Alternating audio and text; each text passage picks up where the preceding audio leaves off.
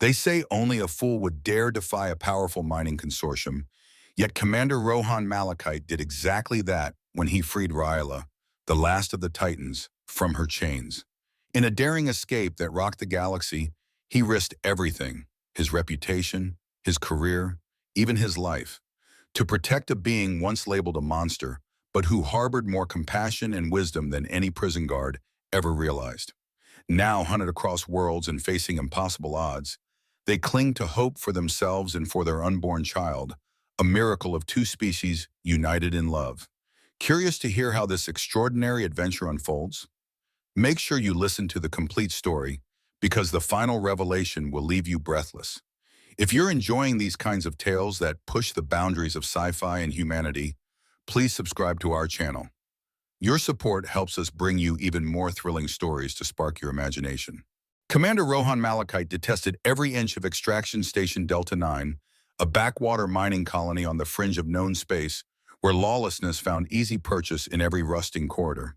As he stepped off his shuttle, the tang of recycled air and the distant rumble of ore processors greeted him with a harsh reminder of what the Earth Defense Coalition had warned.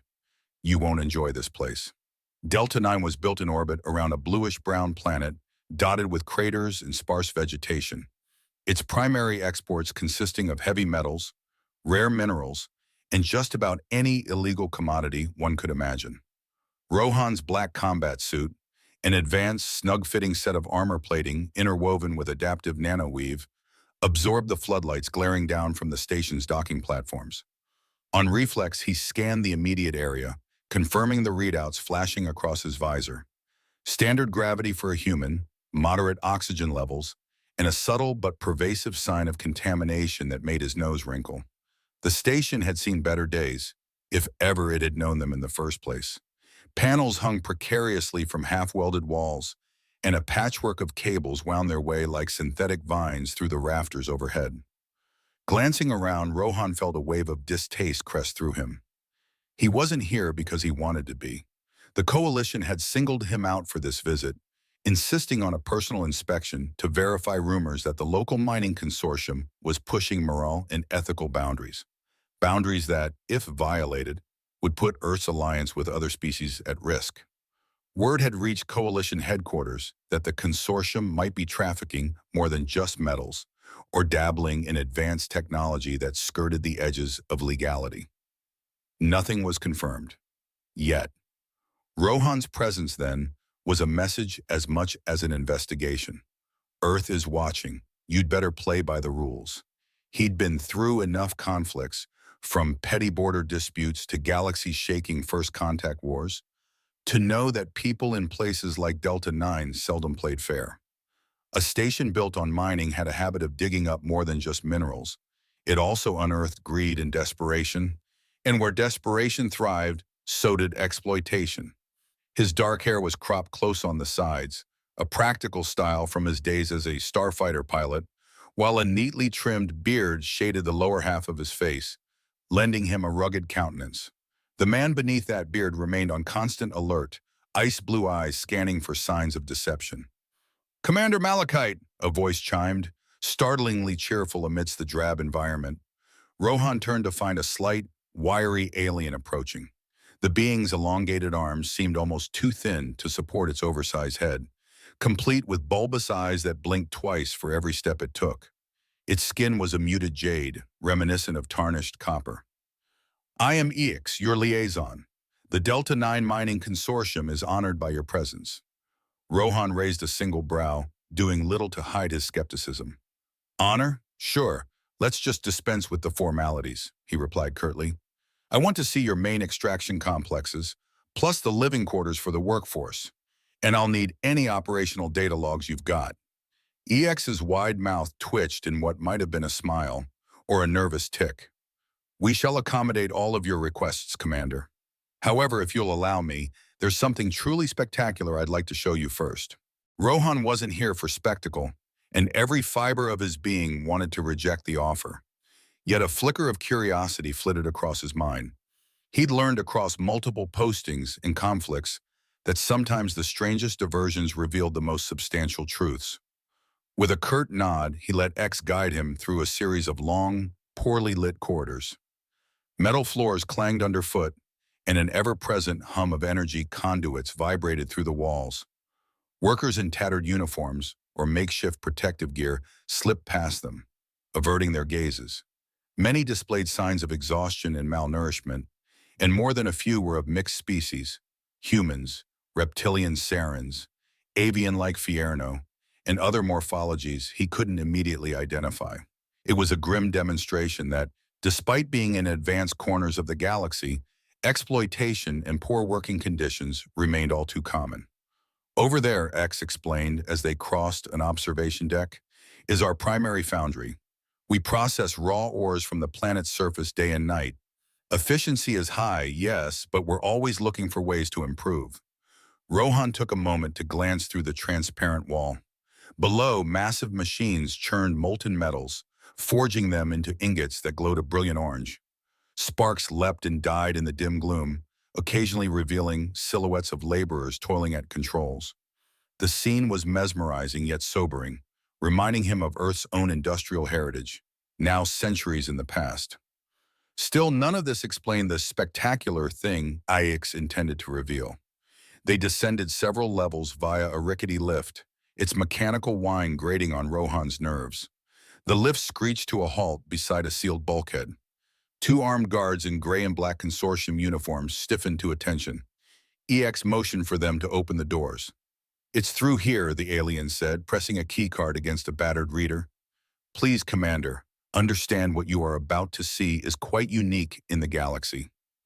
Stepping into the next chamber, Rohan immediately felt the atmosphere change. The air was colder, less tainted by industrial fumes, and a strange hum reverberated through the floor. At the center of the cavernous space stood tall pylons arrayed in a circular pattern, humming with faint arcs of violet electricity. Between these pylons, restrained by an intricate system of shimmering containment fields, towered an immense figure. She was undeniably humanoid in shape, yet scaled to an impossible magnitude. At least 25 feet in height, her limbs powerful, her skin a deep indigo that gleamed under the harsh lighting. A mane of charcoal black hair cascaded around her shoulders, its length partially veiling her form. Enormous, pupil-less eyes, frosted with a hint of silver, stared out from a face that carried an otherworldly grace. Rohan's pulse quickened, and not merely from shock. This was a titan, a near-mythic species rumored extinct for ages. He'd heard whispers of them in obscure historical files, but the notion that one might actually be alive was staggering. Beneath that monumental form, the electric fields crackled, anchored to heavy machinery along the walls. She was captive, on display like a caged animal in a traveling menagerie. "Isn't she magnificent?" X asked, voice brimming with pride. "We're still studying her, the last of her kind, or near enough. Very valuable, as you can imagine." "Valuable," Rohan repeated, voice turning cold. "As in, profit?" When EX merely shrugged, Rohan's jaw clenched. His vision swam with images of past wars where greed overshadowed morality. But he schooled his features, forcing his anger down. "I want to examine the apparatus and containment fields myself," he said, voice hard. "Alone." AX's confidence wavered, but Rohan's glare offered no room for debate. "Of course. But please, Commander, be cautious. She's a titan after all, a monster if provoked." The moment X and the guards left, Rohan crossed into the containment zone, ignoring the goosebumps that prickled his arms despite the temperature controls in his suit. He stepped through a small gap in the pylon ring, each pylon flaring a bright, warning static. His movement caught the Titan's attention fully, and her giant eyes locked onto him. For an instant, he wondered if she'd lunge forward, break the field, and crush him like an insect in an uncontrollable rage. But she didn't move. Instead, curiosity softened the lines of her face, as though she were trying to decipher what kind of being would willingly approach her without fear. He raised both hands to show he was unarmed, though his suit's sensor net remained in active defensive mode. Up close, she was even more imposing. The layering of muscle and sinew under her indigo skin suggested a level of strength that dwarfed any terrestrial species he'd encountered. Yet what held his gaze was the intelligence in her eyes, shining through the colorless irises. Whatever else she was clearly sapient, and that meant caging her was a grotesque offense. "I'm Commander Rohan Malachite," he said softly, ensuring his suit's translator was on. "I don't believe you belong here." For a heartbeat, her expression was unreadable. Then in a low, resonant voice that seemed to vibrate through the air itself, she replied, "I am Ryla. I did not expect any being on this station to address me as a person." Her accent was strange, elongated vowels brushing against sharper consonants, but her meaning was clear. Rohan inhaled sharply. She spoke with clarity and poise, more than enough to confirm her status as a fully sentient individual. "They call you a monster," he responded, "something to be owned or sold. But I see you're far more than that." She gave a faint nod, the shimmering hair around her shoulders swaying with emotion. "I was traveling in stasis, fleeing the destruction of my homeworld generations ago," she explained. "My ship was ancient and failing. These people salvaged me, if you can call it that. It was more an ambush than a rescue. Now they bind me with these energy fields, hoping to profit off me." Rohan scanned the contraption that held her, noticing the cables branching out to power cells that drew from the station's main grid. "I'm sorry," he said. "This is inexcusable." Ryla's enormous eyes narrowed slightly. "You're upset, but not at me." He shook his head. "I'm upset for you." Stepping nearer, close enough to place his gloved palm on her calf if he dared, Rohan found himself pausing as if to ask permission. Her gaze flicked downward, an almost imperceptible nod granting acceptance. Gently he rested his hand against her skin, half convinced he'd feel some unstoppable force crackling beneath the surface. Instead, the warmth and softness surprised him. A tremor coursed through her and her lips parted in a silent intake of breath. "It's been so long since anyone touched me kindly," she whispered, voice barely above a sigh. "Thank you for seeing me beyond what they label me." His throat tightened. "I'll do more than that," he promised. "I'll get you out of here. But I need time and your cooperation. You're not just a captive. You're potentially Earth's only link to understanding a lost civilization." She studied him for a moment that stretched into near eternity. "If it means my freedom," she said quietly, "I will do whatever I must." They settled into a tense routine over the next days. Officially, Rohan told Aix and the others that his presence in Riela's chamber was purely technical. He was investigating whether such a large captive represented a hazard to the station's structural integrity. The workers and guards seemed to buy this rationale, given that Earth Defense Coalition officers often displayed a penchant for detailed inspections.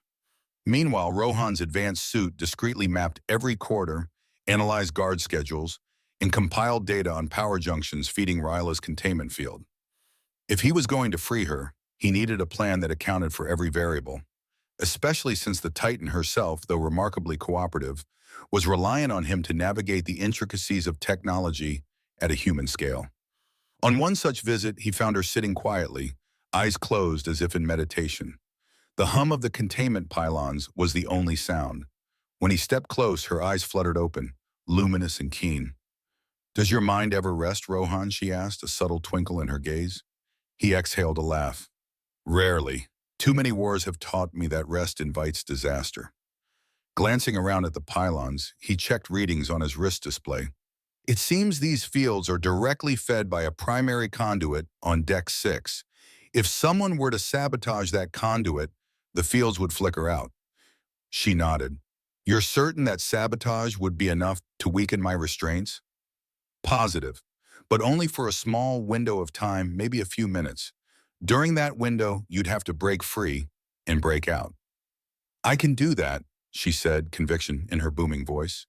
Then quieter, "But what if the entire station turns on you for this? I don't want your kindness to be repaid with your death." He took a step nearer, so close he could feel the soft currents of air each time she breathed. "I've faced worse. I'm more worried about ensuring your safety. Once I kill the power, you'll be on your own for at least a few seconds before I can meet up with you. Use that time to do what Titans do best." Riela's lips curved in a slight smile. "Shatter the unbreakable." She glanced at the floor.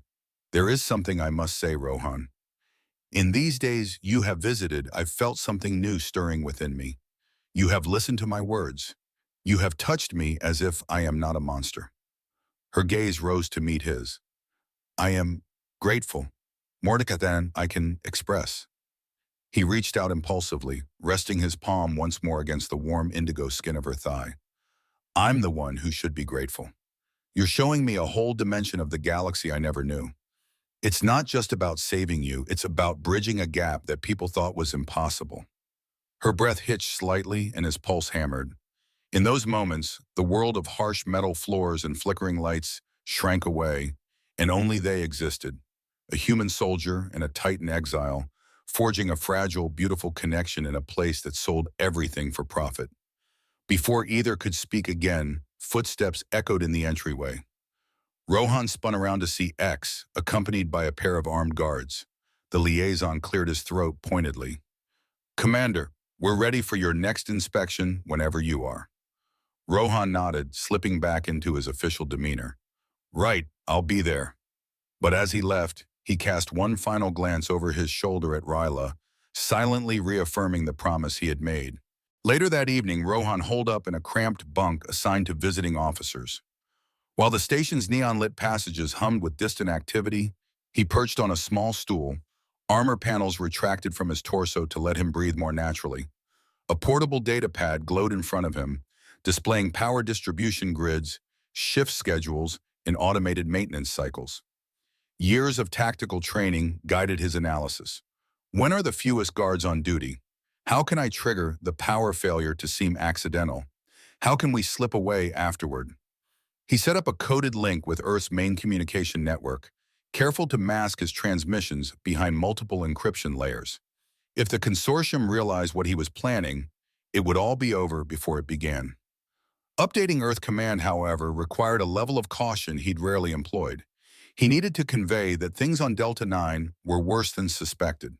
There was an actual living Titan held captive, and that immediate official intervention might provoke the consortium into doing something drastic. But he also didn't want to reveal too much. If his message got intercepted, Ryla's life would be forfeit. Eventually, he drafted a heavily redacted report. Facility has unique biological asset, potential for extreme moral and diplomatic repercussions if mishandled, recommending discreet approach. Additional info to follow. It was the best he could do without risking her safety. The door hissed open and shut. EX walked in, fiddling nervously with a data chip between elongated fingers. Commander, I have the updated production logs you requested. Rohan accepted the chip, inserting it into the data pad to feign interest. You'll see we're on track to exceed last quarter's output, the liaison continued, voice brittle, as though trying to gauge Rohan's mood. We trust this will reflect favorably in your final report. Rohan gave a non-committal grunt, returning his gaze to the scroll of numbers. Mining rates are acceptable. Working conditions could be improved. His tone was intentionally gruff, but then he pivoted, lowering his voice. I wonder if you realize the trouble the consortium might face for holding a Titan against her will. EX's eyes widened, and for a heartbeat, the alien seemed genuinely anxious. We do realize the rarity and value of the Titan, EX said, swallowing. But Commander, any condemnation from the Coalition might close us down. That would ruin thousands of livelihoods here.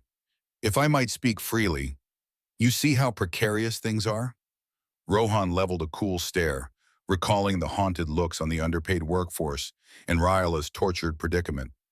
Precarious or not, forcing sapient beings into captivity violates fundamental codes. Don't lecture me on moral gray areas. EX stepped back, clearly cowed. We do not intend disrespect, sir.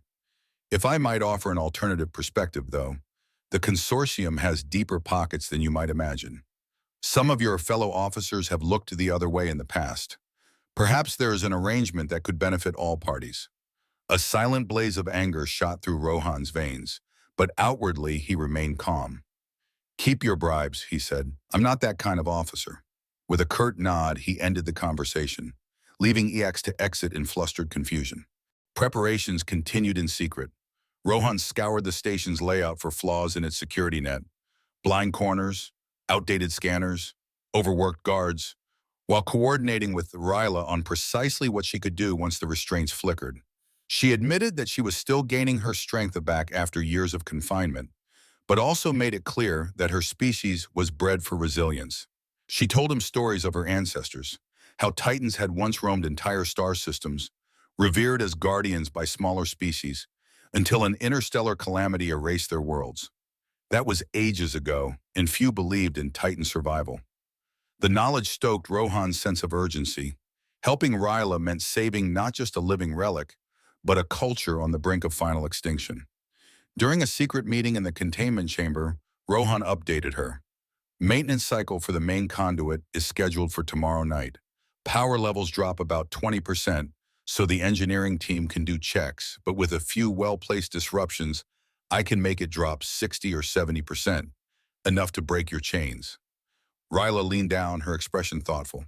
And you? Will you be safe during this sabotage? He shrugged. I've faced worse. The tricky part is what happens afterward. There'll be case. I'll meet you at the southwestern corridor. We'll have to fight or slip past any armed units to reach the dock. The dock? Rilla repeated, brow furrowing. Have you arranged a ship? He gave a small, confident smile. I've made contact with a private freighter pilot, shady type but reliable enough for a price. The hangar is big enough to fit you and cargo if we move fast. She was silent for a moment. Then a hand, large enough to engulf him, lowered gracefully until a single indigo fingertip touched his shoulder plate. Rohan found the gesture oddly intimate, a Titan's version of placing a comforting hand on a friend's arm. I place my trust in you, Rohan Malachite, she said solemnly. Not simply because you offer me freedom, but because you've dared to see me as more than a beast. That means everything to me. His heart twisted with emotions he hadn't fully named yet. You deserve that and more, Ryla, he said, placing his smaller hand on her fingertip. The difference in scale was astonishing. He was scarcely bigger than a child's toy in her presence. Yet something about her unearthly grace and gentle touch stirred in him an affection that was both profound and unexpected. Before their conversation could deepen, the klaxon of shift change echoed through the corridors, followed by muffled chatter. Rohan quietly withdrew to avoid suspicion. As he left, he looked over his shoulder to see Ryla standing tall behind the containment field, eyes following him with an intensity that made his pulse race. That night, Rohan's sleep was broken by restless dreams, visions of swirling star fields and towering silhouettes moving through them like living constellations. He awoke in the early hours to the whine of conduits and the hiss of pressurized bulkheads, feeling the station stirring in its ceaseless routine. With a grim determination, he reminded himself, tonight, everything would change.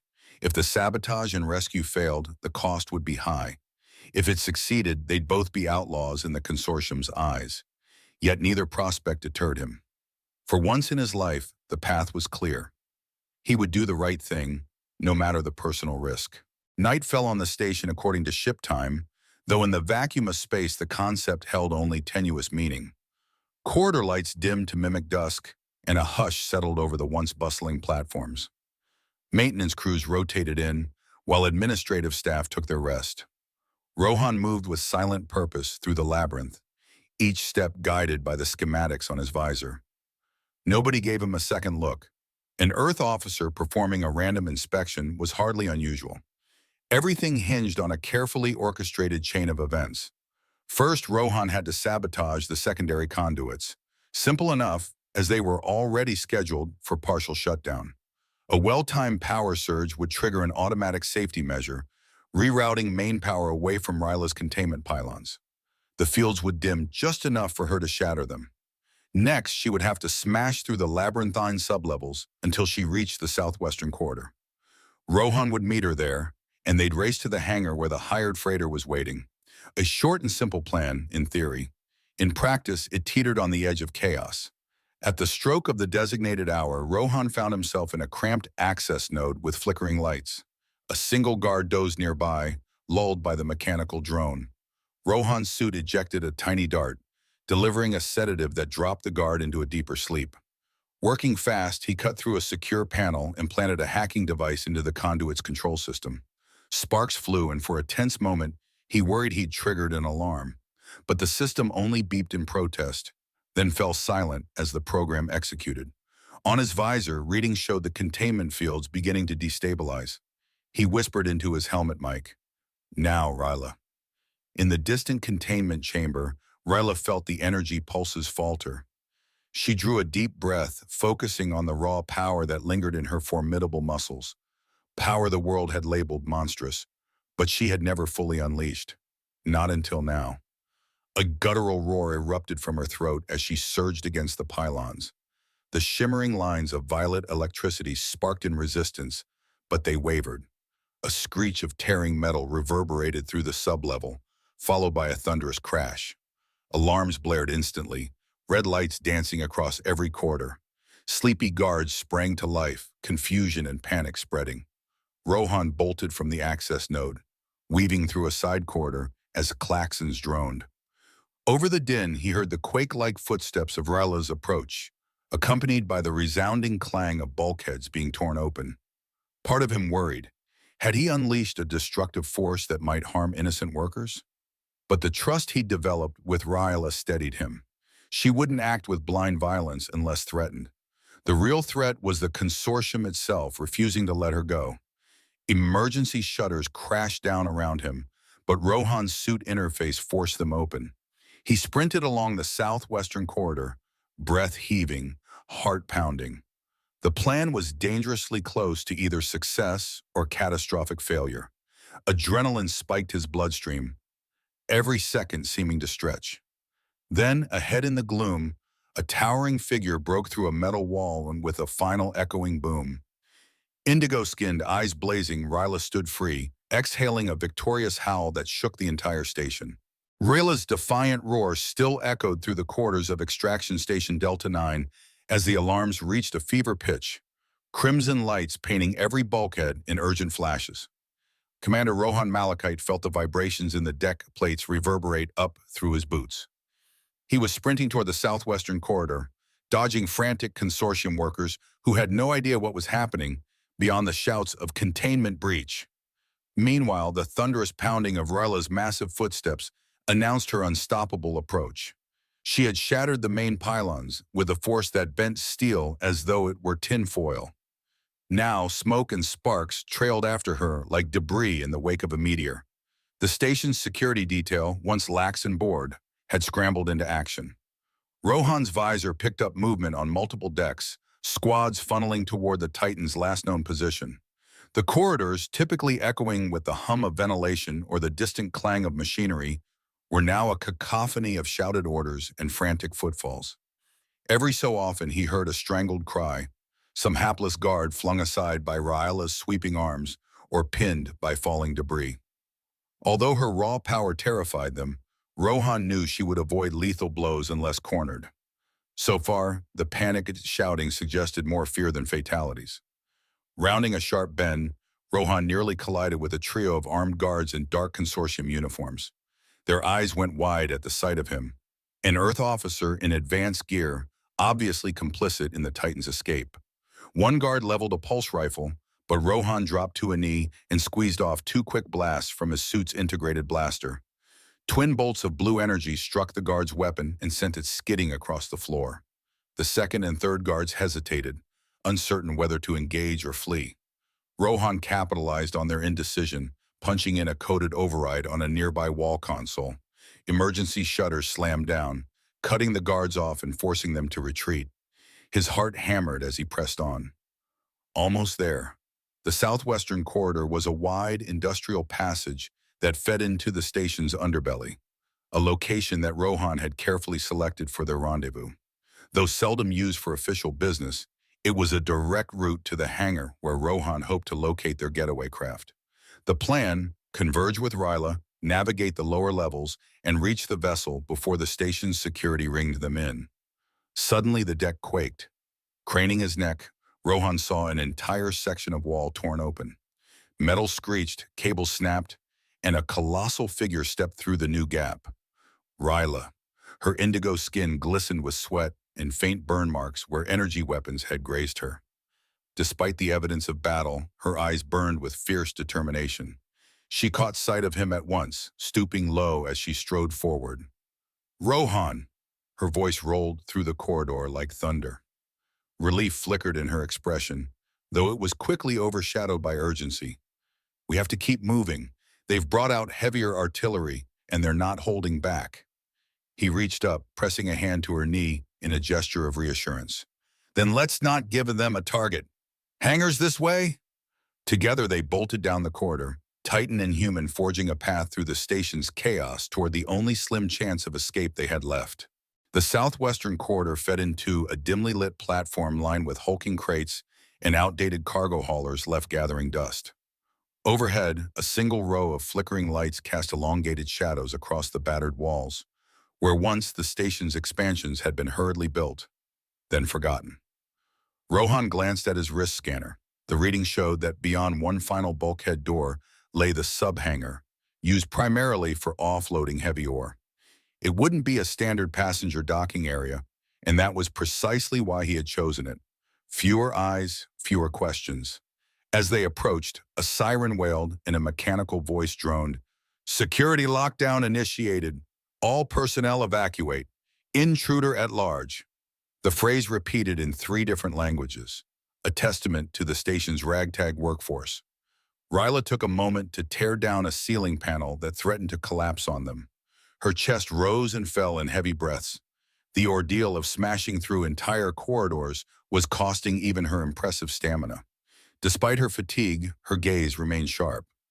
"What do we expect on the other side of that door?" she asked, nodding at the thick bulkhead. Rohan inhaled. "Possibly a squad or 2. They can't risk letting us through uncontested. But once we're in the hangar, I've arranged for a pilot to stand by with a transport shuttle. She's no friend of the consortium. Enough credits convinced her to look the other way." A beat of tension pulsed between them. Ryla raised her monumental arms, rolling her shoulders. "I'll make the hole. You get the door. Ready?" He input a final override code, bracing himself as the bulkhead hissed open. Immediately, a volley of red blaster fire came through the gap, scorching the metal frame. Ryla roared, surging forward. Her arms swept out in a broad arc, slamming into a cluster of guards. Bodies tumbled like toys, scattering across the cargo platform. The smell of ozone and burnt plating filled the air. One guard managed to squeeze off a shot that grazed Ryla's hip, eliciting a pained grunt. Rohan fired methodically, aiming to disarm rather than kill. Still, the chaotic swirl of weapons, footsteps, and shouts made it difficult to maintain precision. With brute force, Ryla seized a half-toppled stack of supply crates, each one probably weighed close to a ton, and flung them at the remaining security detail. The crash rippled through the platform, sending them diving for cover. Rohan took the window of opportunity to sprint ahead and secure the path. Peering around a corridor bend, he spotted the silhouette of a small transport vessel. Its engine thrusters pulsed with a soft blue glow. "She's here," he thought, half in relief. "Ryla, this way," he called. But as the Titan joined him, an amplified voice barked through the station's loudspeakers. "Commander Malachite," the voice growled, "this is Director Korf. You and your companion are committing acts of treason against the Delta 9 Consortium. Surrender immediately." Ryla's lips curled in distaste. "He is the one who personally oversaw my torment," she muttered. Rohan frowned. "Ignore him. Our focus is escape. Korf's not above destroying this entire sub-hangar to keep you from leaving." Together they dashed for the transport, ignoring the fresh wave of pulse fire snapping at their heels. In the swirling chaos of smoke, alarm strobes, and frantic radio chatter, the pair reached the open cargo ramp. A wiry, dark-haired pilot inside waved them aboard, eyes wide at the sight of Ryla's towering form. "This is insane," she muttered, but Rohan shoved a credit stick into her hand. "Fly now, complain later," he ordered. And with engines roaring, the small ship lifted off, carrying Titan and human away from the station's immediate grasp, though they both knew the consortium's fury would follow them wherever they went. The battered transport cut through the vacuum of space with surprising swiftness, making a hard burn away from Delta 9's docking spires. Rohan and Ryla had scant moments to brace themselves before the pilot pushed the throttle to maximum. Both felt the inertial dampeners strain to keep them upright, the cabin rattling under the stress. From the cockpit, the pilot's tense voice barked out updates. "They're firing plasma cannons. Hang on." Shots streaked through the darkness, bright shafts of green lancing past the viewports. One narrowly grazed the transport's aft plating, sending a jolt that buckled the deck under Riela's feet.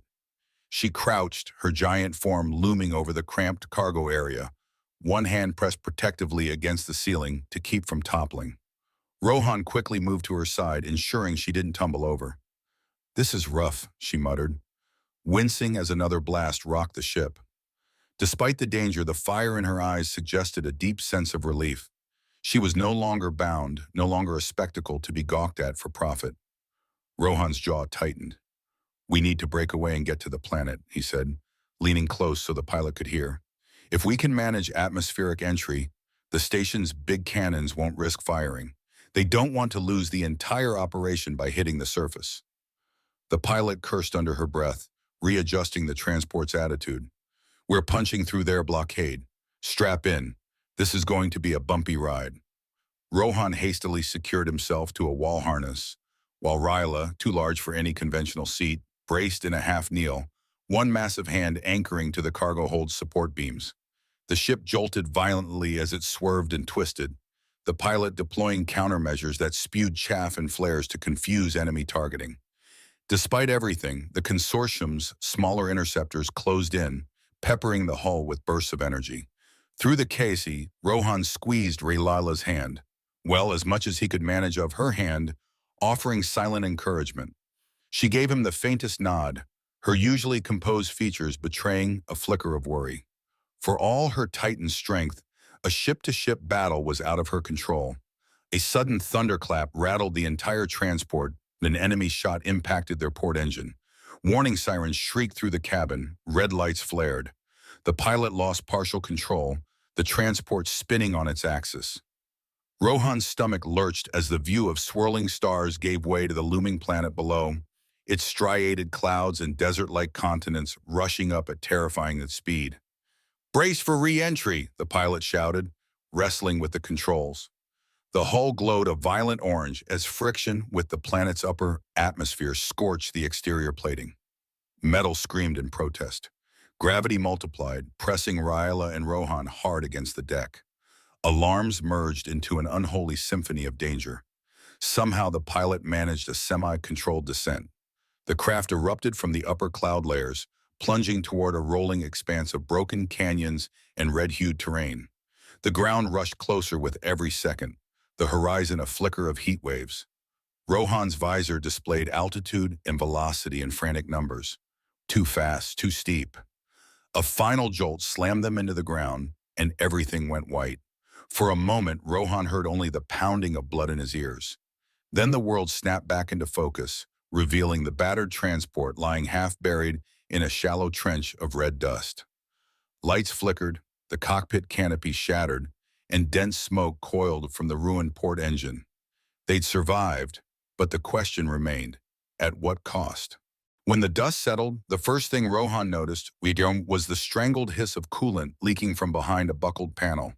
The pilot, slumped over the controls, stirred with a groan. Immediately, Rohan unstrapped himself, nearly stumbling on unsteady legs as gravity weighed heavily after the microgravity of space. He reached the cockpit and gently pulled the pilot back from the console, checking vitals.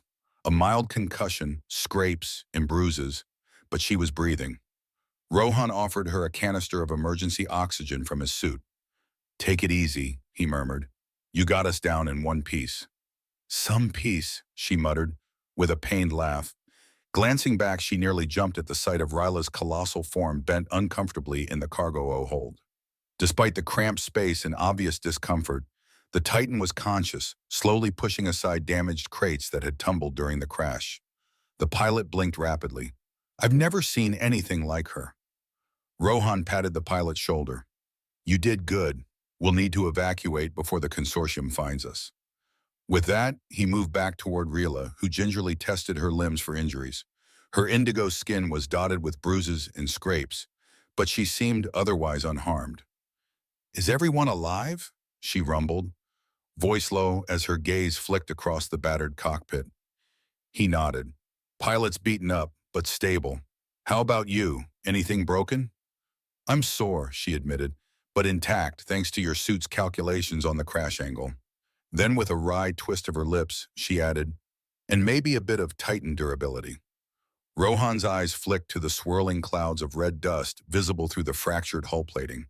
The planet's surface, from what his earlier scans had shown, was largely desert wasteland with pockets of canyons and rocky formations. Temperatures here were scorching by midday, frigid at night. Life could exist, but conditions would be harsh. We need to leave the transport before the consortium's forces zero in on our location. They'll send search parties, or worse, direct artillery if they think you're a threat. Where can we go? Rilla asked, carefully stepping around the debris. The transport's cabin creaked under her shifting weight.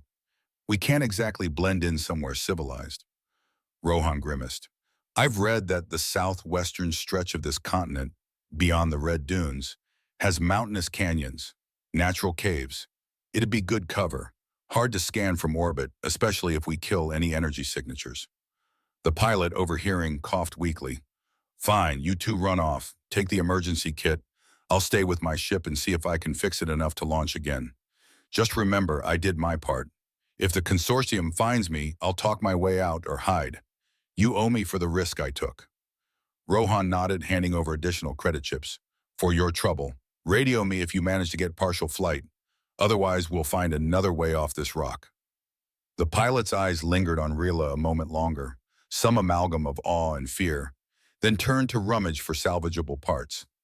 Satisfied they wouldn't get immediate help from the wrecked craft, Rohan grabbed an emergency pack stocked with rations, water filters, and a portable environment module. The station might have been behind them for now, but if Director Korf wanted his valuable asset back, he would spare no expense tracking them. Time to go, Rohan said softly, gesturing for Ryla to follow. Together, they forced open the mangled cargo ramp, stepping onto a vast desert plateau that stretched beneath a pale sky tinged with red dust. Heat radiated in visible waves off the ground. Yet for all its desolation, it offered a freedom neither of them had known in that metal prison above. The trek across the harsh desert proved immediately grueling. The sun, or suns, as they soon realized there were twin stars in the sky, baked the landscape, sending shimmering mirages dancing along the horizon. Every step kicked up a fine powder of crimson sand, coating Rohan's boots and Rilla's feet. Despite her size, the Titan navigated the terrain with surprising agility, carefully gauging her footing so as not to sink into deeper patches of loose grit. Rohan's suit automatically adjusted its cooling systems, circulating air around his body. Still, perspiration slicked his forehead. He consulted a handheld scanner, trying to locate the canyons he'd referenced earlier. According to planetary data, a series of rocky formations lay to the south roughly a dozen kilometers away. Their best chance for hiding from orbital scans or aerial patrols was to find shelter there. After an hour of trudging through near-scorching sands, they arrived at a low ridge that overlooked a network of jagged ravines. Deep shadows pooled between tall spires of red rock, beckoning them with the promise of cooler air. However, it also reminded them that corners and crevices could hide any number of threats. "We'll need to stay alert," Rohan cautioned, scanning for signs of native predators. The readout showed minimal animal life, but that didn't guarantee safety. Ryla flexed her shoulders, wincing slightly. The crash had left her with a few bruises on her back. "I'll keep my eyes open," she said, the edge of her voice tinged with pain.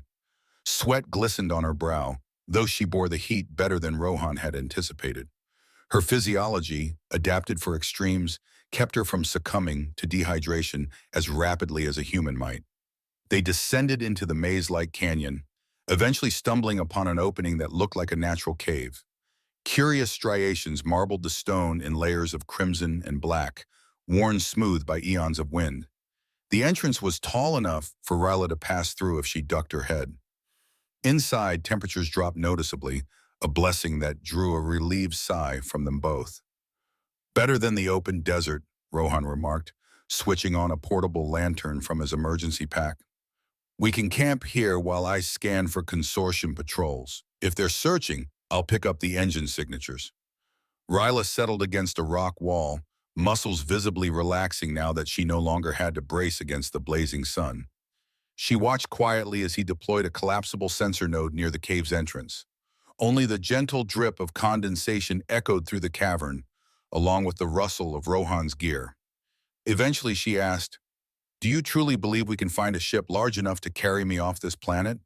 The one you arranged above was barely sufficient, and it's now totaled." Rohan exhaled, leaning back against a rock. "Somewhere on this planet, there's bound to be an illicit starport or a smuggler route. This entire region is known for off-the-books trading. We'll find something if we can reach it without being ambushed by Korf's men." A beat of silence fell between them, the weight of their predicament settling like a physical presence. Then Ryla gave a small, wry smile. "It feels almost surreal," she said softly, voice carrying a note of wonder. "I was certain I would die a prisoner. Now I taste freedom in the desert air, even if it's laced with danger." Rohan managed a half smile. "You're not alone in that feeling. We have a long way to go, but at least we're free to take that journey together." Nightfall descended swiftly, and with it came a stark shift in temperature. The oppressive heat gave way to a biting chill, wind whistling through the canyon and rattling loose pebbles along the cave floor. Rohan used spare plastic sheets from the emergency kit to craft a makeshift sleeping area for himself. For Raela, the cave was large enough that she could stretch out her legs, although her head nearly grazed the ceiling when she sat upright. The sensor node beeped intermittently, scanning for any transmissions or thermal signatures overhead. Thus far, no immediate signs of aerial pursuit had emerged, suggesting the consortium might still be combing the desert in a disorganized manner, or was wary of sending more ships after losing one to a crash. Even so, Rohan couldn't help the prickle of tension at the back of his neck. He was all too aware of Director Korf's relentless ambition, and how valuable Ryla remained to the consortium's twisted goals. Sitting across from each other by the faint glow of a portable lantern, Titan and human shared rations. Rohan had a protein bar and sips of water, while Ryla contented herself with the high-density meal packs he'd brought. The humor of her needing multiple packs at once wasn't lost on either of them. It took 3 or 4 of those to fill even a fraction of her enormous appetite. Between bites, they spoke quietly, the hush of night amplifying every whisper. Rohan found himself asking about her past. "Your species, the Titans. How did you come to be traveling alone in that stasis ship?" Ryla's gaze turned inward, memories flickering like distant stars. "We called ourselves the Arkantal among our own ranks. When our worlds felt a cosmic upheaval, rogue asteroids, gamma flares, a series of disasters, our ancestors sent out expeditionary crafts. I was aboard one in cryosleep. We drifted for centuries. Our ship malfunctioned, lost in space. Somehow it ended up near this sector, where Delta 9's salvage team found me. I awoke to chains instead of welcome." His heart twisted with sympathy. "I'm sorry. You deserve better. From all of us." She gave a soft snort, though not unkindly. "You're making amends for it, or at least you're trying. That's more than anyone else has done." Her pale eyes flicked to the handheld sensor node. A wry smile touched her lips, though we are far from being in the clear. A lull settled. Rohan felt the warmth of the lamp on his face, a stark contrast to the cold swirling beyond the cave. He contemplated how a single act, choosing to see Ryla as a person instead of a commodity, had set him on this perilous path. And yet, he couldn't regret it. Not when her presence, her resilience, stirred something within him he couldn't deny. The scale of her body meant little compared to the depth of her heart. "What's that look for?" she asked, noticing his thoughtful expression. He exhaled a quiet laugh. "I was just thinking how insane this all is. We're fugitives in a desert on an alien planet, hunted by a powerful consortium, and yet, it feels oddly right to be here, because it means you're free." The sincerity in his voice moved her. She extended one enormous hand, palm up, inviting him closer. Without hesitation, he stepped onto it, finding balance on the gentle curve of her palm. It reminded him of how they had first connected, his small hand against her vast, expansive skin. Only now there was no barrier, no chain, just a shared warmth in the lonely night. "I've never felt so seen," Ryla whispered, her voice resonating softly through the cavern. "It almost makes me want to believe in miracles again." In answer, Rohan let his own smaller hand rest on her thumb, offering a reassuring squeeze. Sometimes miracles need a helping hand, and I'm not giving up on yours. The next day, a burning dawn revealed the scale of the desert. By the time they emerged from the cave's relative safety, Rohan's scanner confirmed at least one patrol ship circling miles away, presumably scanning for heat signatures. He and Ryla kept low, navigating the labyrinth of canyons to avoid direct line of sight from overhead. The planet's dual suns scaled the sky, intensifying the heat until it felt like walking through the breath of a furnace. As they trekked deeper, Rohan took stock of their plan. Find a starport, secure a craft big enough for Ryla, evade the consortium. The last part was the largest variable. Korf likely had influence or spies in any local settlement. With a Titan at his side, Rohan doubted they could slip in unnoticed. Breaking their silence, Ryla asked, "Have you given any thought to what comes after? If we manage to escape this planet?" He glanced up at her towering form, shading his eyes from the glare off the red rocks. "I have ideas. The Earth Defense Coalition won't condone the consortium's actions if we can provide evidence. We might secure official protection, but that's if we reach them safely. And you'd still be, well, a curiosity." A note of sadness crept into her nod. "Better that than being a prisoner. I can handle the stairs so long as no one tries to chain me again." They pressed on until midday, thirst gnawing at their throats. Rohan's canteen ran low, so they detoured toward a rocky outcrop where sensor readings indicated a possible aquifer beneath the surface. Digging by hand would be impossible, but Ryla's strength and some improvised tools might suffice.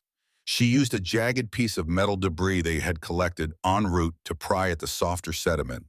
An hour's labor produced a muddy seep of water. Using the portable filter from Rohan's pack, they collected and purified enough to refill containers. Though it was tedious, the reprieve was a small victory. As they rested in the patchy shade, Rohan checked the scanner again. This time the node captured faint signals from the east, likely transmissions. It meant a settlement or starport could lie in that direction. "We'll have to cross open desert to get there," he said grimly. "And if we do that, we risk detection from the air. But we can't stay hidden forever." Ryla gazed at the horizon, seemingly infinite. "It's the only way. I won't let fear of being seen keep me from seizing freedom." Something about the determination in her voice spurred Rohan onward. He collected their gear and stood, wincing slightly at the strain on his muscles. "Then east it is," he affirmed. Under the blaze of the twin suns, they emerged from the canyon's protective maze and stepped into a vast dune field. Each ridge of sand shimmered with near-blinding intensity, and a gust of wind occasionally hurled grains into their faces. Yet as daunting as it seemed, both carried inside them a flicker of hope. For Ryla, it was the first time in years she walked unchained beneath open skies. For Rohan, each step away from the consortium's oppression felt like a step closer to forging a bond that transcended fear, prejudice, and even the boundaries of what anyone thought possible. For 2 days, Rohan and Ryla trekked under the relentless blaze of the planet's twin suns. Each dawn brought new challenges: swirling dust devils that stung the eyes, jagged rock formations that forced them to detour, and an ever-present vigilance against consortium patrols overhead. Their cautious optimism faltered whenever Rohan's handheld scanner picked up an intermittent signal. Often it was just stray electromagnetic noise, remnants of half-buried infrastructure or weather phenomena. But every ping set their nerves on edge. They had no illusions that Director Korf would give up easily. At night, the temperature plummeted so sharply that they huddled close to share warmth. Ryla, her long arms providing a natural barrier against the desert winds, would position herself around Rohan, creating an almost cocoon-like shelter. He, in turn, used his portable heater and plastic sheets to shield what exposed skin he could. Despite the discomfort, these moments carried an intimacy neither had anticipated. There, under the alien constellations of a sky unpolluted by civilization, they spoke in low voices about what might come next, about Earth's reaction to a living Titan, about whether any more of her kind might be out there, and about the unsettling new feelings stirring between them.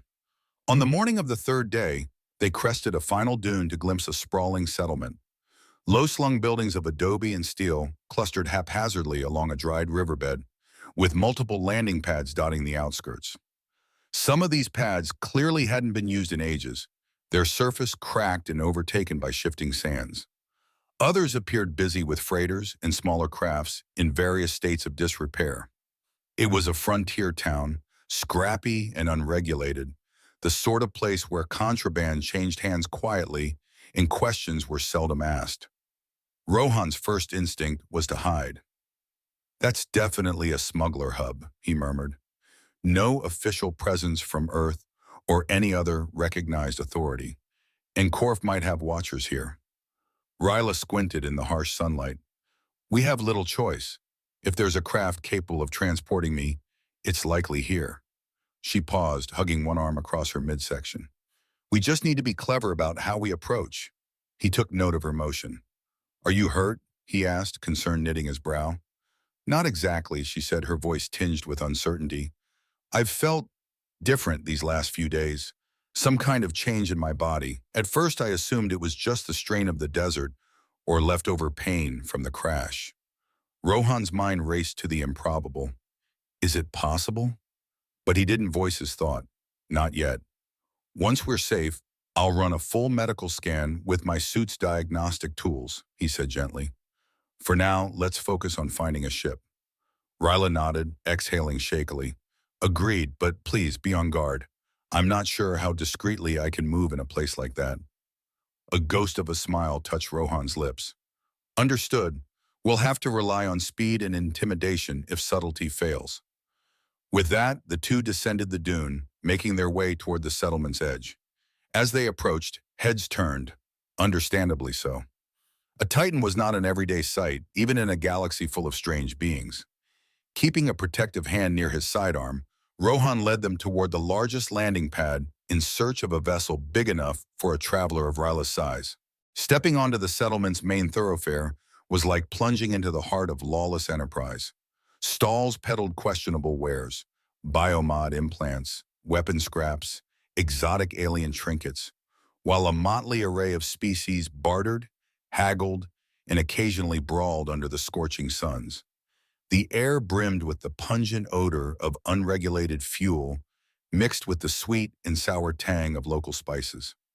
Rust-coated hoverbikes zipped past, their riders cloaked in tattered shawls that flapped in the hot wind. The minute Riela's towering silhouette loomed at the edge of the market, a hush rippled through the crowd. Dozens of eyes darted her way, some filled with alarm, others with unmasked curiosity. Rohan kept one hand on his holster, scanning the surroundings. A few bold onlookers crept closer, presumably to see if the giant woman was some sort of show or threat. He cleared his throat, raising his voice so it might cut through the whispers. "We're looking for a cargo ship. Something big. Any of you know where we can charter a vessel, no questions asked?" For a moment, silence. Then a grizzled reptilian alien with ridged scales hissed in amusement. "No questions? That's a pricey request in this part of the galaxy." His golden eyes flicked up at Riela. She'd fill half the cargo hold. Might be best to cut her down to soam. Ryla's nostrils flared and she drew herself up. She didn't need to speak. The silent threat in her posture was enough. The reptilian alien stepped back, hands raised in mock surrender. "Easy, big one. Just a jest. Talk to the docking chief at Pad C. Name's Hetzal. He knows every ship that comes and goes." Murmuring a curt thanks, Rohan beckoned Ryla to follow him around the market stalls. The crowd parted, a mix of fear and fascination. "Let's hope we don't attract more trouble," he said under his breath. "I'd wager at least one set of eyes here belongs to the consortium." "I can handle trouble," Ryla replied, though she cast another uneasy glance at her abdomen. They found Pad C on the eastern edge of the settlement. A small control tower rose from the sand, with solar panels fanned out like wings.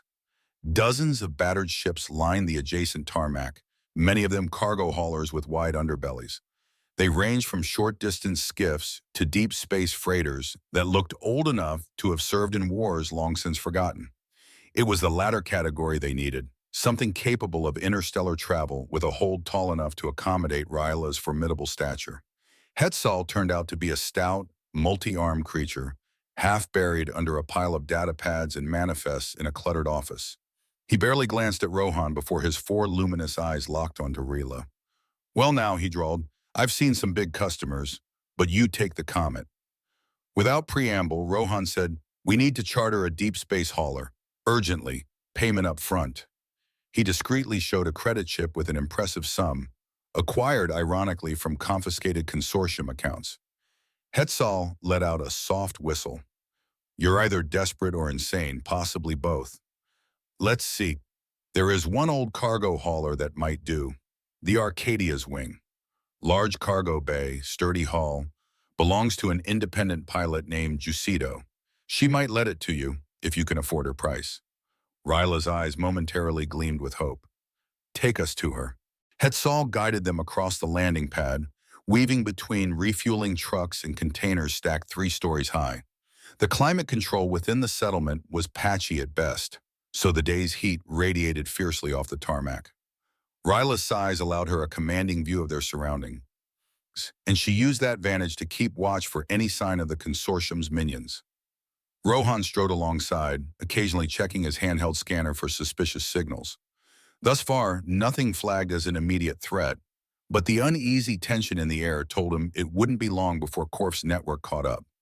They reached the Arcadia's wing, an aging freighter with a hull that bore scars from countless journeys through asteroid belts or pirate-infested zones. The ship's silhouette resembled a bulky wedge, its cargo doors towering high enough to accommodate Ryla if she crouched. Whether the interior held more space than the exterior suggested would soon be tested. A figure emerged from beneath the starboard landing strut, a lean woman in oil-stained coveralls, her jet black hair braided tight against her scalp. At the sight of Ryla, her narrow eyes widened, but she recovered swiftly. So you want my ship? The woman asked, crossing her arms. I'm Jusido, owner and pilot. I'm not in the habit of hauling people of unusual scale. Care to explain why I should risk my vessel on you two? Rohan held up the credit chip. Half now, half when we're safely off planet. We need discreet transport. If you prefer not to know the details, that's fine by us. Jusido's dark eyes swept over them, calculating. You both look like trouble, but trouble often pays well. Let's see what the Arcadia's cargo hold can handle. She pressed a sequence on her wrist console, and the freighter's main bay door groaned open. They stepped inside to find a cavernous hold. Though cluttered with crates, chains, and spare parts, the ceiling arched high. Ryla tested the clearance, raising her arms. She still had to bow her head, but it would suffice. This might work, she murmured, relief edging her voice. Jusido nodded slowly, circling Ryla to gauge her mass. We'll need to jettison some cargo to balance the weight distribution, and I'll have to reinforce a few deck plates. But it's possible. Rohan advanced. We want to depart as soon as you can get us off the ground. That's soon, huh? Jusido smirked. Right. More money for me, I suppose. I'll have to pick up supplies and do a quick engine check. Dawn tomorrow. That's my best offer. Her manner suggested she was as good as her word, though not remotely altruistic. Still, they had little choice but to agree. A sudden commotion erupted outside. Shouts and heavy footfalls echoed across the tarmac. Rohan's scanner vibrated with an alert. Patrol units, he hissed. I think we've been spotted. He whirled to Jusido. We need to lie low in your ship until morning. Jusido snorted but waved them deeper into the cargo hold. Fine, keep out of my cockpit unless you want an arm torn off. If a patrol boards, I'll handle the talking. But if they suspect me of harboring a Titan, she let the unspoken threat linger. The price goes up. Ryla and Rohan exchanged tense glances. For a moment, the relative safety of the hold felt like a cage of its own. We can pay, Rohan said, voice terse. Just ensure we can lift off this rock. Jusido nodded, then find a corner. Keep quiet. I'll lock the outer door. As metal clamps sealed them inside the dim, hulking bay, Rohan felt his heart pound. They were on the cusp of a new stage of escape, but at any second their fragile plan could unravel if the consortium cornered them before takeoff. They waited in silence for what felt like hours, while the occasional thump and clang outside hinted at inspection teams roaming the pad. At one point, the voices grew near enough that Ryla held her breath, worried her slightest movement might alert them to her presence. Rohan, sensing her tension, placed a calming hand on her arm, the only reassurance he could offer in the suffocating darkness. Finally, the muffled commotion receded, replaced by the distant hum of the settlement, returning to its usual rowdy hustle. Only then did Jucito appear at the cargo hold's interior hatch, a portable lamp illuminating her sharp features. "They didn't board me," she reported, her voice laced with relief and annoyance. "I guess they didn't have a direct lead, but the entire settlement's abuzz with sightings of a giant woman and a heavily armored man. Rumor says you two are fugitives with a bounty on your heads." Ryla's chest rose as she let out a weary breath. "So it begins," she muttered. "The consortium's hounds are everywhere." Jucito leveled them a critical stare. "Look, I don't care what you did or why they want you, but I do care about my ship. We leave at dawn, as promised. In the meantime, I'll prep the engines. Don't leave this hold unless you want every bounty hunter in the port on your tail." Rohan nodded. "Understood." Once she left, sealing the hatch behind her, he and Ryla retreated to a quieter corner. Stacked crates formed makeshift walls that gave them a sliver of privacy. In the faint glow of the overhead emergency lights, Rohan set down his scanner and turned to Ryla. "We have a moment of peace. Let's do that medical check." She swallowed, eyes flicking to the device warily. "You truly suspect?" He offered a tentative nod. "I've heard legends of titans and other species producing hybrid offspring under extraordinary circumstances, but it's incredibly rare." Positioning the scanner near her abdomen, he activated his suit's diagnostic program, coded to analyze a variety of genetic markers. Ryla visibly tensed, a bead of perspiration sliding down her temple. After a series of beeps, the program's results flashed on Rohan's visor. He inhaled sharply. "It's confirmed," he said, voice hushed with awe. "Your body shows signs of hybrid gestation. There's an embryonic development consistent with Titan physiology, yet partially encoded with human DNA. You're pregnant." Ryla's enormous hand pressed against her belly, her expression torn between wonder and alarm.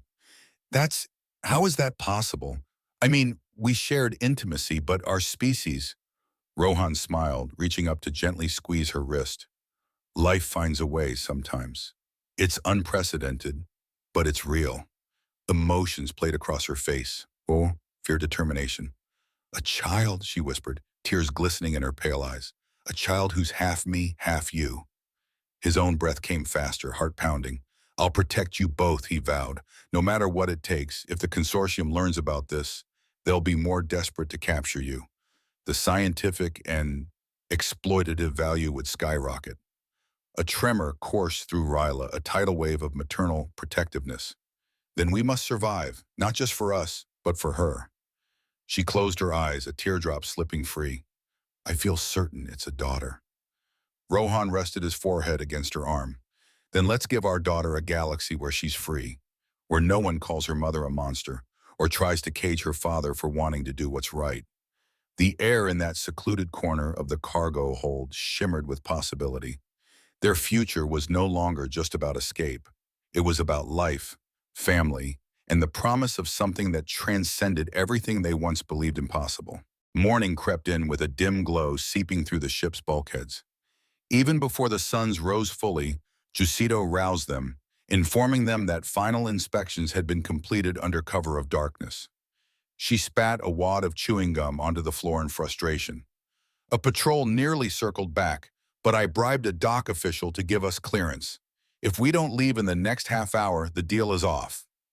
Ryla and Rohan stood, gathering what few possessions they'd brought. Each motion was deliberate, weighed by the knowledge that once the cargo doors opened, they'd have a narrow window to lift off before Korf's men could rally and attack. Rohan double-checked his suit's systems. The armor's joints and concealed weaponry were in passable shape. Ryla, meanwhile, steadied her breathing, bracing for a possible firefight. A pregnant Titan might still be unstoppable by ordinary measures, but neither wanted to risk an all-out battle with so many innocents nearby. The Arcadia's wing rumbled as its engines fired. Hydraulic pistons hissed, raising the cargo ramp just enough for the vessel to hover inches above the tarmac. In the cockpit, Jucito's curses reverberated through the intercom. We've got an unauthorized Sentinel drone overhead, she snapped. I'm hacking the local tower's feed to create a blip in their radar. Hold tight. Rohan's gut twisted.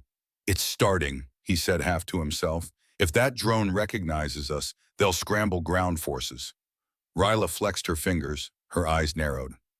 Let them try, she murmured, though he sensed the worry beneath her fierce resolve. She placed a protective hand against her abdomen. At last, the freighter jolted upward in earnest, engines roaring. Through a side viewport, Rohan glimpsed the settlement beneath them, a patchwork of ramshackle roofs and landing pads, from which startled onlookers watched the massive vessel climb the sky. Then, to no one's surprise, a klaxon blared somewhere below. Director Korf's men, or local bounty hunters, were mobilizing. Flashes of anti-aircraft fire streaked upward, energy bolts arcing across the dust-laden sky. Jucito veered sharply to avoid them, sending crates in the cargo bay sliding. Ryla, bracing her full weight, caught a falling container before it could slam into Rohan. A second salvo of fire whizzed past, rattling the hull, but the Arcadia's thick plating held. Strap in or hold tight, Jucito howled through the intercom. Breaking atmo in, bam! Gravity shifted abruptly, pinning Rohan to the deck. Ryla, pressing her back to the hold wall, used her free arm to brace him against the jostling. The engines roared to deafening levels, and the entire ship shuddered as they sped beyond the upper cloud layer.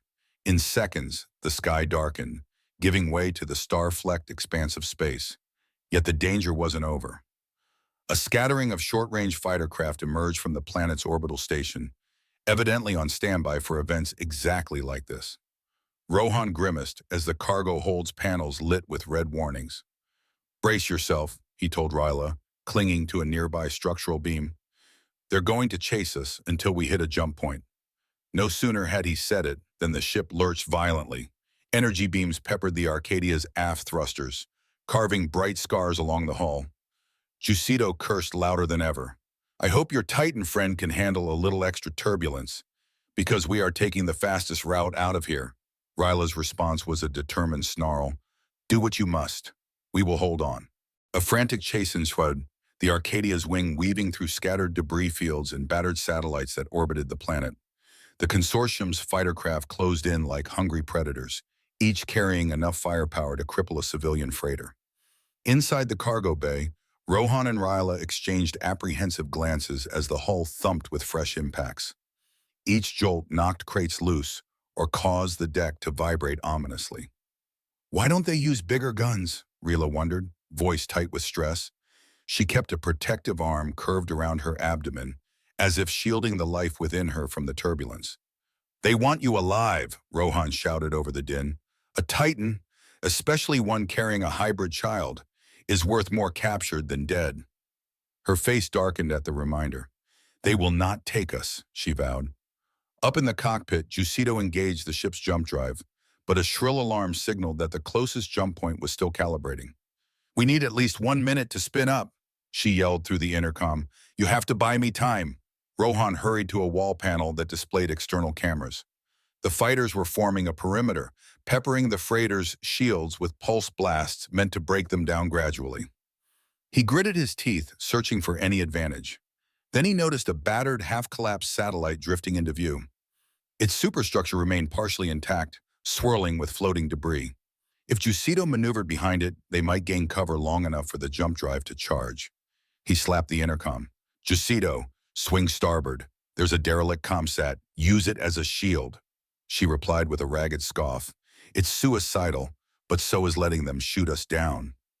Moments later, the freighter banked hard, hurling Rohan against a strapped-down crate. Ryla steadied him, her grip astonishingly gentle despite her size. Through the viewport, they watched as the Arcadia's silhouette angled behind the enormous satellite wreck. One consortium fighter wasn't quick enough to veer off. It collided with a chunk of twisted metal, exploding in a brief flare of orange. That's one down, Rohan muttered. The other fighters veered, peppering the satellite's husk with renewed shots. The disintegrating wreck provided partial cover, though each blast jarred the freighter anew. A digital readout flickered.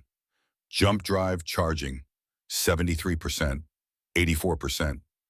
Rohan's eyes locked on it, his heart pounding in tandem with the console's pulsing light. Another barrage of hits battered the ship's shields. Danger warnings blared. If the drive didn't reach 100% before the shields failed, they'd be adrift targets. Ryla hunkered low, one massive hand braced on the deck. Rohan pressed close, protecting her from any flying debris. He glanced up, wanting to give some word of comfort or hope. But what could he say? The next few seconds would decide everything. Freedom or recapture, life or death. Instead, he gently touched her arm, conveying what words could not. Behind them, a final surge of energy fire raked across the cargo bay's exterior, gouging a shallow wound in the hull. Air hissed from a microfracture, though the automatic system sealed it almost instantly. Rohan's gaze flicked to the readout: 97%, 98%, 99%. And then the jump drive roared to life, bathing the freighter's corridors in a bright glow. Jusido shouted triumphantly, "Brace yourselves! Jumping now!" Space folded in on itself, stars stretching into luminous lines. With a final gut-twisting lurch, the Arcadia's wing vanished from local space, leaving the consortium's fighters spinning futilely in its wake. Moments later, the freighter re-emerged in the silent void between star systems, away from the immediate grasp of Director Korf's forces. A tremor ran through the ship as it stabilized in the calm hush of interstellar space. Alarms ceased, replaced by the steady hum of life support systems. In the cargo hold, Rohan and Ryla exhaled simultaneously, their hearts pounding with a mixture of relief and lingering tension. Jusido's voice crackled over the intercom, breathless. "We're clear. This jump point put us well off the consortium's main routes, so we've got a head start. Now I need to see if the hull's still in one piece." A pause. "And I expect a hefty bonus for that stunt." Rohan managed a weak grin as he pulled himself upright, helping Ryla do the same. He couldn't deny the pilot deserved extra credits after risking her ship in a near-hopeless escape. "We'll pay," he said into the comm. "Just get us somewhere safe." She laughed dryly. "Safe is relative in this galaxy, friend, but I can take you to a small outpost near the Earth Coalition's frontier sector. They're not exactly a paradise, but they do minimal screening and might have repair facilities. I'll send you the coordinates." Ryla, leaning back against a reinforced bulkhead, closed her eyes. Exhaustion etched her features. Slowly, she pressed a hand to her belly again. "Our child," she murmured. "She's a fighter already, to endure this." Rohan sat beside her, mindful of the difference in their sizes.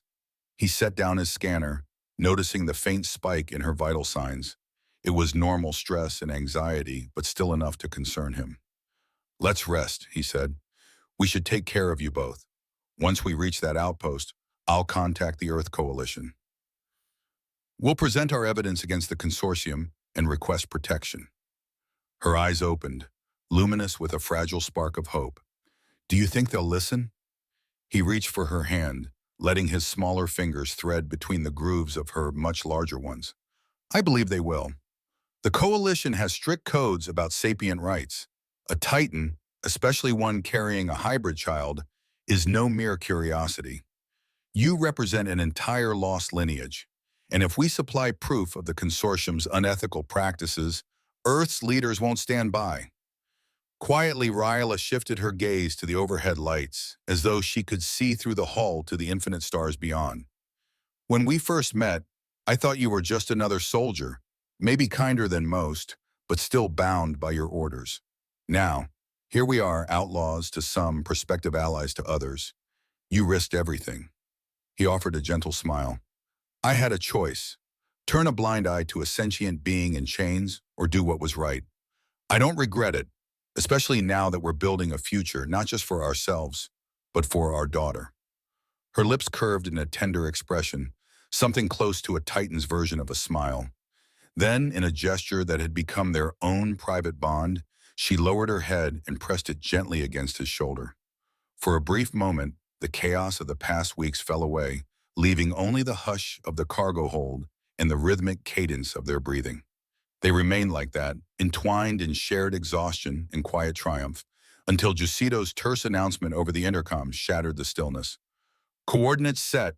We'll be at the outpost in a few days. Buckle up for a long haul." Rohan's hand tightened around Ryla's.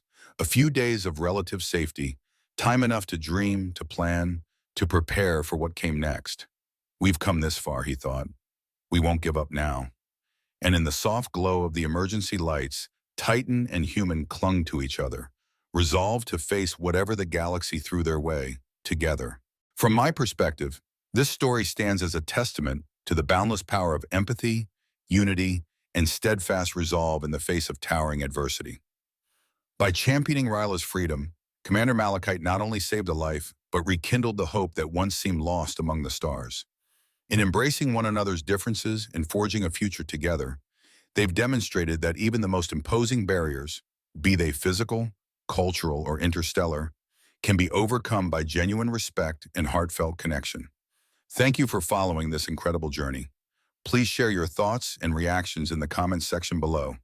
We'd love to hear your insights and continue the conversation.